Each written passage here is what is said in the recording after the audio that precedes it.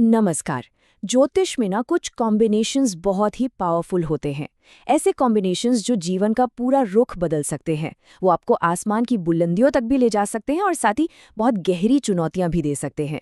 तो आज हम एक ऐसे ही बहुत रहस्यमय और शक्तिशाली योग की बात करने वाले हैं, राहु और सूर्य की युति। जी हाँ, इसी को ग्रहण योग भी कहते हैं। तो चलिए समझते हैं कि ये भीतर का ग्रहण आखिर है क्या चीज़। तो देखिए, इस युति के सेंटर में ना दो एकदम ऑपोजिट एनर्जीज हैं। एक तरफ है हमारे किंग द सन यानी सूर्य, जो रिप्रेजेंट करते हैं हमारी आत्मा, हमारी अथॉरिटी, हमारा सेल्फ कॉन्फिडेंस। और फिर दूसरी तरफ है शैडो प्लैनेट राहु, जो कि इल्यूजन, ऐसी एम्बिशन जिसका कोई अंत नहीं, और हमारे मन के उन अंधेरे कोनों का सिंबल है जिनके बारे में हम खुद नहीं जानते। जरा सोचिए, जब रोशनी और परछाई का ऐसा मिलन होगा तो कितनी एक्सप्लोसिव एनर्जी बनेगी। और बस इसी कॉम्बिनेशन को एस्ट्रोलॉजी में कहते हैं ग्रहण योग। नाम से ही साफ है ना। ये नाम सीधा सीधा सोलर इक्लिप्स यानी सूर्य ग्रहण से आया है। जैसे एस्ट्रोनॉमी में राहु सन को कवर कर लेता है, ठीक वैसे ही ज्योतिष में राहु हमारे सूर्य के गुणों पर, मतलब हमारे कॉन्फिडेंस पर, हमारी आत्मा की रोशनी पर अपनी शैडो, अपनी परछाई डाल देता है। तो इस पूरी चर्चा में हम क्या क्या समझेंगे? सबसे पहले इसका सिंबॉलिक मीनिंग क्या है, फिर हम देखेंगे इसकी ड्यूअल नेचर यानी पावर वर्सेस शैडो। इसके बाद हम कुंडली के सभी 12 घरों में इसके असर को आराम से समझेंगे, पहले 6 घर और फिर आखिरी 6 घर। और हाँ, सबसे इम्पॉर्टेंट, आखिर में हम बात करेंगे कि इन पावरफुल एनर्जीज को हार्मोनाइज यानी संतुलित कैसे किया जाए। चलिए शुरुआत करते हैं। सबसे पहले ये समझते हैं कि जब हम कहते हैं भीतर का एक ग्रहण, तो इसका असली मतलब है क्या?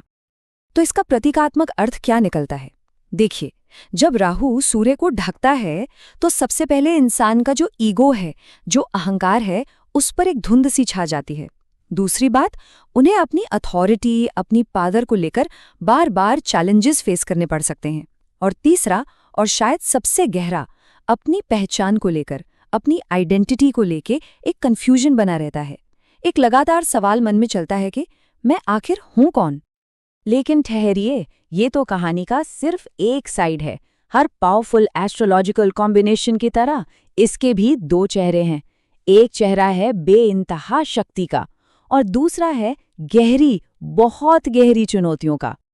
जरा सोचिए, एक तरफ तो ये योग किसी इंसान को ऐसी पावर दे सकता है कि वो मास को यानी जनता को इन्फ्लुएंस कर सके, पॉलिटिकल पावर दे सकता है और लाइफ में अचानक से ओवरनाइट सक्सेस दे सकता है।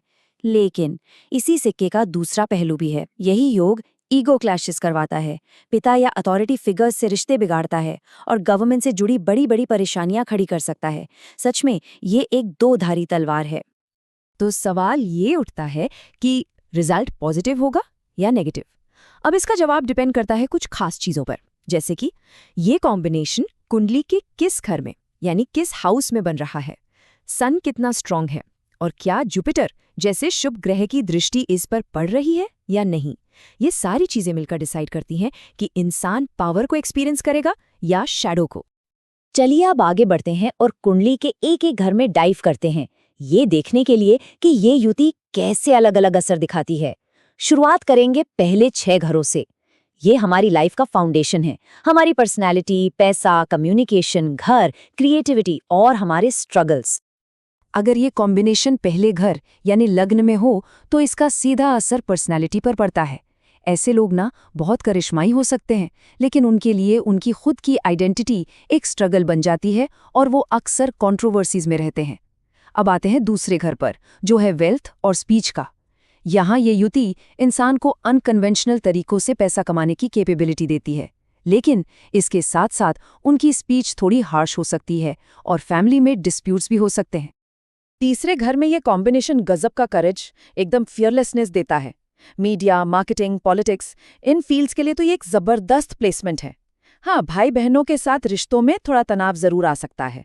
और जब ये युति चौथे घर में आती है, जो हमारे मेंटल पीस और घर का है, तो ये मन में एक बेचैनी पैदा कर सकती है। माँ के साथ रिश्तों में या प्रॉपर्टी से जुड़े मामलों में दिक्कत आ सकती है। 5वां घर क्रिएटिविटी और लव लाइफ का, यहाँ ये योग आर्ट, एंटरटेनमेंट या इवन स्पेकुलेशन जैसे फील्ड्स में फेम तो दिला सकता है, लेकिन लव लाइफ में इंस्टेबिलिटी और बच्चों से रिलेटेड स्ट्रेस भी दे सकता है। और अब आते हैं छठे घर पर। यहाँ ये एक बहुत ही पावरफुल पोजीशन मानी जाती है। ये इंसान को दुश्मनों पर जीत दिलाती है, कंपटीशंस में सक्सेस दिलाती है। बस एक चीज़ है, लगातार स्ट्रेस के कारण हेल्थ का ध्यान रखना बहुत ज़रूरी हो जाता है। तो ये थे पहले 6 घर। चलिए अब कुंडली के दूसरे हिस्से की तरफ चलते हैं। ये आखिरी 6 घर हमारे रिश्तों, लाइफ के बदलाव, हमारे बिलीव्स, करियर और स्पिरिचुअल पाथ को गवर्न करते हैं। 7वां घर यानी पार्टनरशिप और मैरिज का। यहाँ ये युति रिश्तों में एक पावर स्ट्रगल पैदा करती है। हो सकता है लाइफ पार्टनर का नेचर थोड़ा डोमिनेटिंग हो, जिस वजह से रिलेशनशिप में इंस्टेबिलिटी बनी रहती है। फिर है 8वां घर, मिस्ट्री और ट्रांसफॉर्मेशन का। यहाँ ये योग लाइफ में सडन अप्स एंड डाउन्स लाता है, अकल्ट साइंसेस में गहरी रुचि जगाता है, लेकिन हाँ, स्कैंडल्स की पॉसिबिलिटी भी बनाता है। 9वां घर है जो है लक और बिलीफ्स का। यहाँ ये कॉम्बिनेशन इंसान को थोड़ा रिबेलियस बनाता है, ट्रेडिशंस पर सवाल उठाने वाला। पिता या गुरु के साथ आमतौर पर विचारों का मतभेद रहता है। लेकिन 10वां घर यानी कर्मस्थान, यहाँ ये कॉम्बिनेशन एक राजयोग की तरह काम कर सकता है। ये जबरदस्त करियर एम्बिशन देता है, पॉलिटिकल सक्सेस और फेम देता है। बस गवर्नमेंट कंट्रोवर्सीज का साया हमेशा बना रहता है। 11वां घर, यहाँ ये कॉम्बिनेशन एक बड़ा सोशल सर्कल बनाता है और पावरफुल लोगों से फायदा दिलाता है। इंसान की एम्बिशंस पूरी होती हैं, लेकिन दोस्तों के साथ भी ईगो क्लैशेस देखने को मिल सकते हैं। और आखिर में 12वां घर, यहाँ ये योग इंसान को अपने घर से दूर यानी फॉरेन सेटलमेंट दे सकता है, या फिर स्पिरिचुअल जर्नी के लिए अकेलेपन की तरफ ले जा सकता है। हाँ, नींद से जुड़ी प्रॉब्लम्स यहाँ काफ़ी कॉमन होती हैं। तो हमने सभी 12 घरों में इसके असर को देखा। अब आते हैं सबसे इम्पॉर्टेंट सवाल पर कि क्या इन पावरफुल एनर्जीज को बैलेंस किया जा सकता है? क्या इनके नेगेटिव इफ़ेक्ट्स को कम किया जा सकता है? जवाब है बिल्कुल। और अब हम बात करेंगे इसके रेमेडीज यानी उपायों की। यहाँ बेसिकली 2 स्ट्रैटेजीज हैं। पहली, हमें सूर्य को स्ट्रॉन्ग करना है। इसके लिए रोज सुबह सूर्य को जल अर्पित करें और आदित्य हृदय स्तोत्र का पाठ करें। साथ ही पिता और अथॉरिटी फिगर्स की रिस्पेक्ट करना भी सूर्य को मजबूती देता है। दूसरी स्ट्रैटेजी है राहु को शांत करना। इसके लिए ओम राम राहवे नमः मंत्र का जाप करें और सैटरडे को दान पुण्य करें। और एक चीज हमेशा याद रखें, राहु शॉर्टकट्स का ग्रह है, इसलिए गलत रास्तों से हमेशा बचें। एस्ट्रोलॉजिकल रेमेडीज के अलावा कुछ लाइफस्टाइल चेंजेस भी बहुत ज़रूरी हैं और बहुत मदद करते हैं। सबसे इम्पॉर्टेंट है ह्यूमिलिटी यानी विनम्रता बनाए रखना। अपने ईगो को, अहंकार को खुद पर हावी ना होने दें और एक डिसिप्लिन रूटीन फॉलो करें। ये करने से सन और राहु दोनों की एनर्जीज को एक सही डायरेक्शन मिलती है।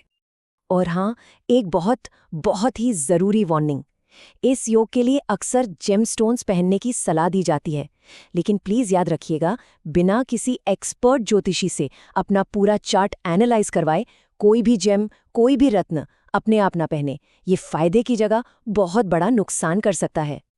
तो आखिर में इस पूरी चर्चा का कंक्लूजन क्या है? देखिए, ये योग कोई प्रॉब्लम नहीं है, बल्कि ये एक बहुत गहरा टीचर है। एक ऐसा गुरु जो हमें अंधेरे से यानी छाया से उजाले की तरफ ले जाने की ताकत रखता है। अक्सर लोग ये सवाल पूछते हैं कि ये योग एक श्राप है या वरदान, कर्स है या ब्लेसिंग, पर इसका जवाब यस या नो में है ही नहीं। सही जवाब तो हमारे नजरिए में और हमारे कर्मों में छिपा हुआ है।